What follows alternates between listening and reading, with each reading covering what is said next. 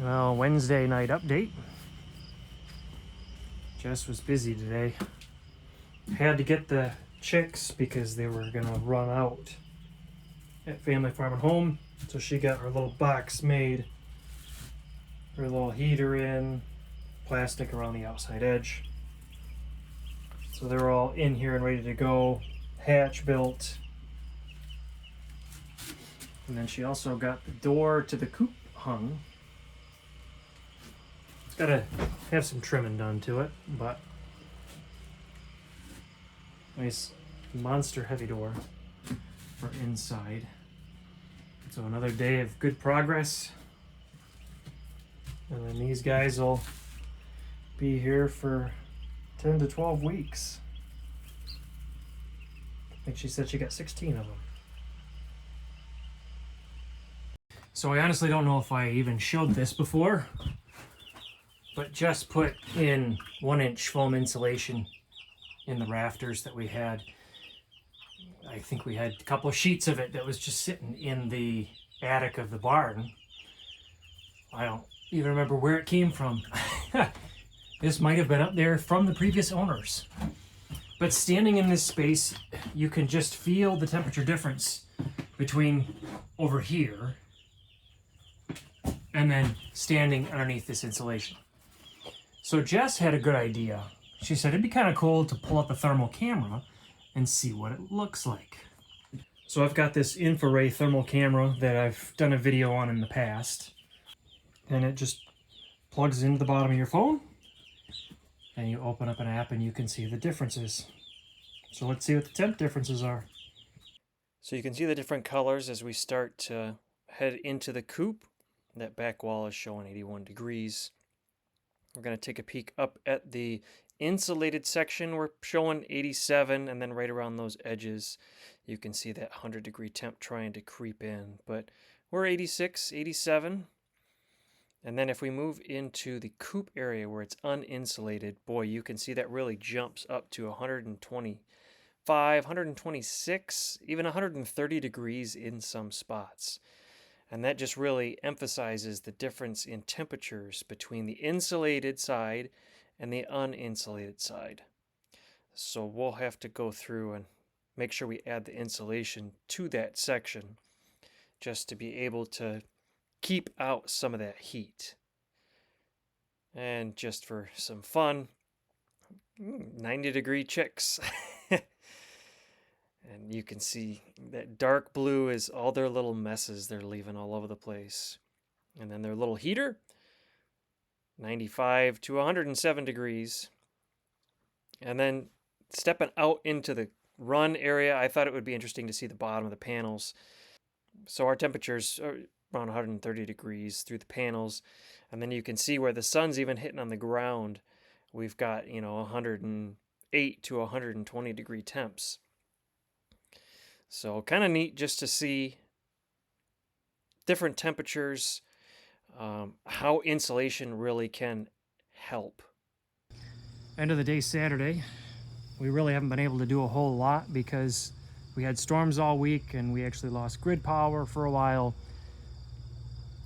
For the most part, it wasn't really an issue for us because we had all the solar that, maintained the house. We just really didn't have the water heater running all the time.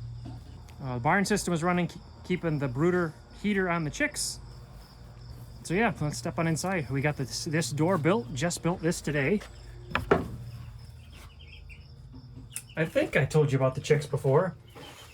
I also got a new light installed from Coop. They sent this to me really the perfect time. And it gives us a ton of light in here. So yeah, if I didn't show you before, there's the chicks. I had to get this all done, so she's got plastic all the way around and underneath, make it easier to clean up. And they're just going to town. I think we got 16 of them. This door was already done. It's funny, this light really doesn't do anything now. I put the hatches in over here. I actually made 2 different doors. One for like winter time where we don't want airflow, and then a different pair with what is that stuff called? With hardware cloth, which will help allow airflow and keeping it a little bit cooler in here. Eventually, we'll probably just store one or the other, you know, up high here, or maybe on a shelf or something up on this side. But for now, since we're not opening them up, they fit really well right there. And then we'll put pulleys at least on this set here. I don't know that we're really going to need a pulley on this side, just because the only time we're going to be opening it is when we're cleaning the coop. But I don't know, I kind of feel like we got a lot done today. I mean, between the light and Jess's door took a big portion of the day. So this is only in place just to keep things closed up. She's going to pull it all down, sand it all, and then stain this door, and I believe this door as well. And then she started working on the frame for the run, but time's getting away from us, so we're not able to finish it. But the bottom half, right now we're talking the bottom half is going to be wood with, I think, an X pattern like what we saw on the front door, and then the top half is going to be the mesh that's around the outside of the run. So, productive day. Monday, I believe, well, Monday's Labor Day, so I doubt anything is going to come. But Tuesday, we should have a latch coming for this door to at least try it out and see if it works for us. If it does, I'll probably get the same one for the Coop door, and then on the run as well, just to make everything a little consistent. But lots of progress today.